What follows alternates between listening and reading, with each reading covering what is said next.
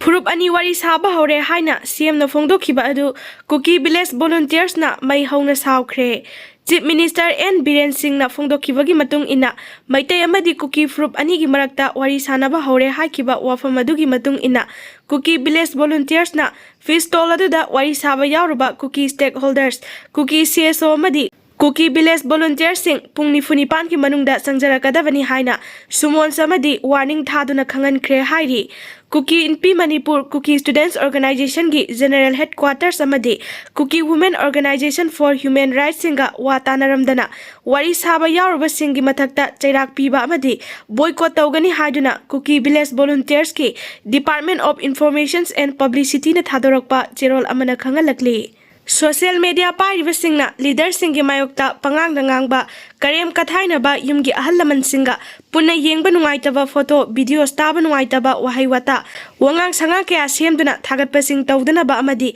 discipline leina afaba moongda social media si sizinasi haina Chief Minister N Birena appeal tarokli. Kuki phaba matamda imphal da pubiganu haiduna Kuki Inpi Manipur na Prime Minister da sithi ikre. Security Force na Kuki zo ki miyoi phaba matamda Churchampur natraga Kangpopi Police Station da kusinagadabani Imphal Valley da pubiganu haina Kuki Inpi Manipur kimna ngarang Prime Minister Narendra Modi da chithi iduna pisinkre hairi. Cherol aduna makha taraduna haikibada nongmanini asida Kuki miyoi manga Security Force na fagatkiba adu Kuki community da khoirang khoisaunaba poalle maitai singna afaba makhalgi khulai sing paiduna phongna chatpa yaraga mara leijadaba Kuki zo miyoi manga phakibasi Indian government ki thabak thoramda thamoi sengna saruk yaribasi miraibaga chap manare. Chinga masung tamda manadaba mityeng yengduna sason tawi misang mikhai naiba thawong asina Manipur gi law and order fivam hena phalaktaba oirakani haiba wafam singsu palli.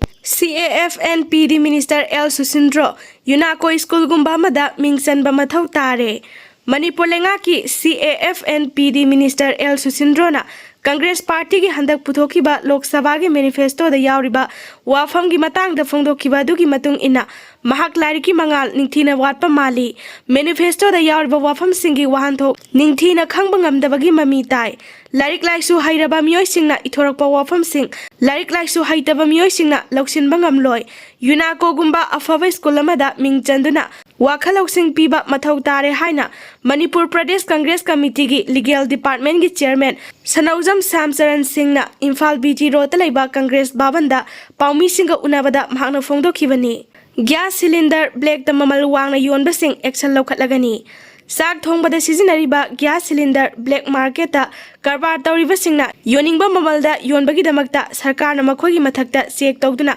action lokhatpa hauragani haina